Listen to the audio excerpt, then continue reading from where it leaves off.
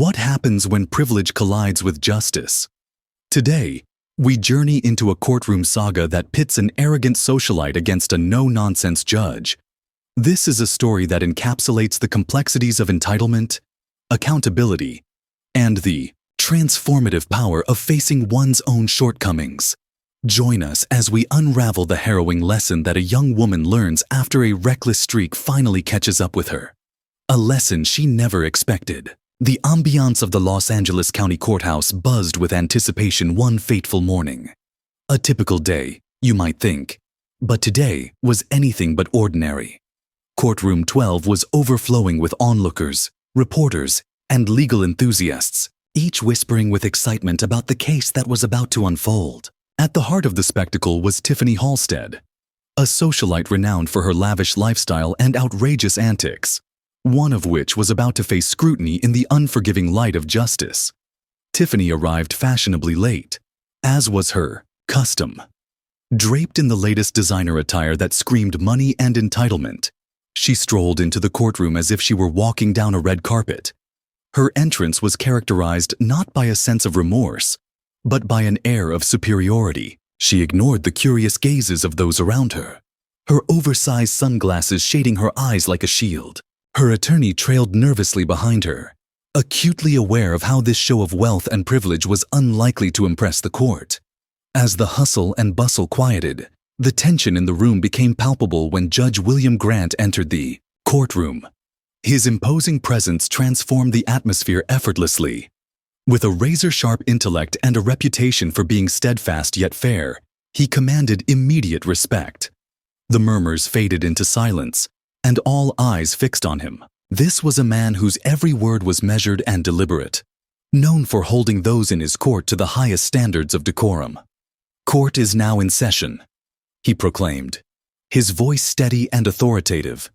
Tiffany, irritated by the formality of it all, finally took her place at the defendant's table with a huff, her expression one of disdain. She glanced around as if to say, "Why am I here?" Judge Grant wasted no time outlining the charges against Tiffany.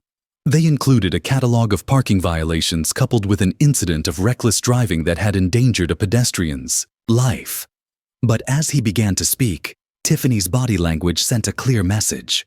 Leaning back, arms crossed, she rolled her eyes as if the charges were the most ludicrous thing she had ever heard. "Miss Halstead," he stated, his tone a blend of professionalism and authority, "the seriousness of these charges must not be taken lightly." "Seriously?" Tiffany interrupted, her disdain dripping from her words. "What's the big deal? It's just some tickets and some overreaction from some old guy who jumped out of my way." The reaction in the courtroom was immediate. Gasps and murmurs spread like wildfire.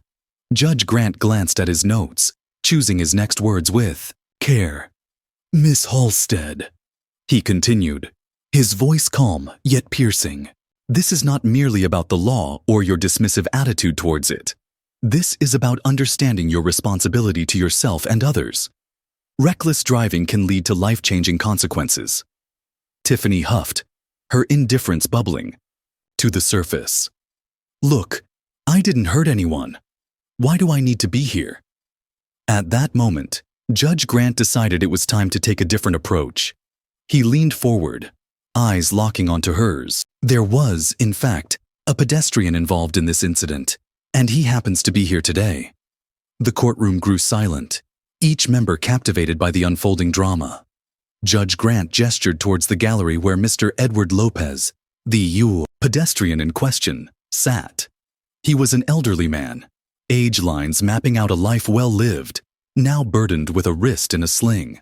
"Miss Halstead," Judge Grant said, addressing her directly, "Mr. Lopez's life was put in jeopardy due to your actions.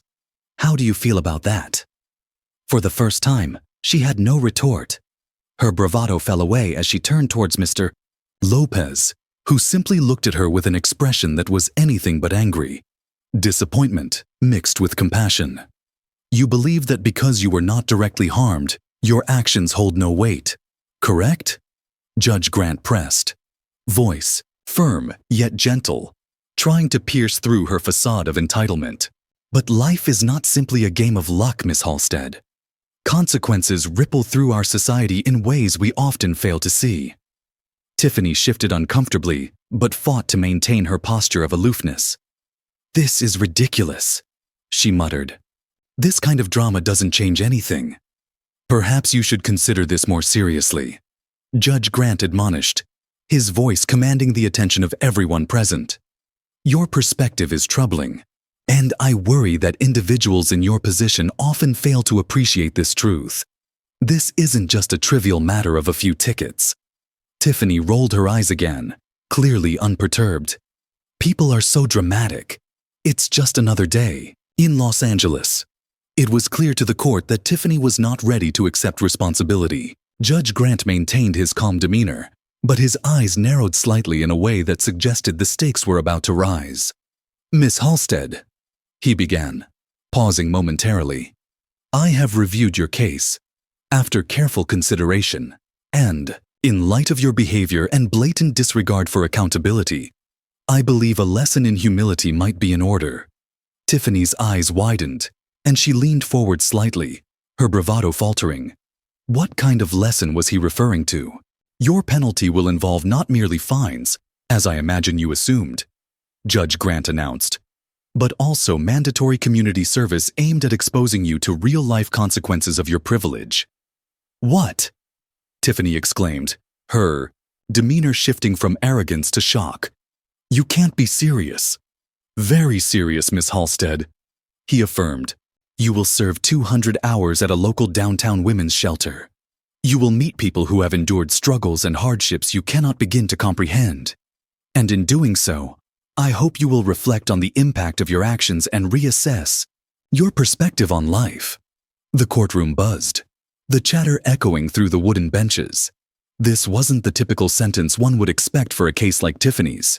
Some nodded in approval, while others gawked at the audacity of such a punishment. But the most telling reaction came from Tiffany herself, her face betraying her disbelief. "Hang out with homeless people? You've got to be kidding me," she blurted out, her voice rising in indignation. Judge Grant's demeanor remained, even as he looked at her.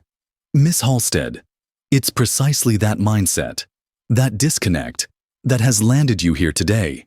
This is not about punishment. It's a chance for growth, a chance to understand the gravity of your privilege." Her earlier confidence now evaporating, Tiffany crossed her arms and buried her face into her palms. "This is insane," she whispered harshly. "Refusal to comply will result in harsher penalties," Judge Grant continued, undeterred. "You will be expected to report to the shelter Monday morning at 8 a.m. Your supervisor will provide weekly updates to ensure you are meeting your obligations." The tension hanging in the air was unnerving. Tiffany's face flushed red as she processed his words. But what plagued her most was the knowledge that she could not dismiss this as another trivial matter. As the gavel fell, announcing the end of the hearing, Tiffany remained seated, her mind racing, the weight of the moment settling in. This was not just another chapter in her fairy tale life. It was a turning point. As she exited the courtroom, the media gathered outside. Reporters surrounded her, asking questions that felt like glares. "Miss Halstead, do you feel the sentence was fair?"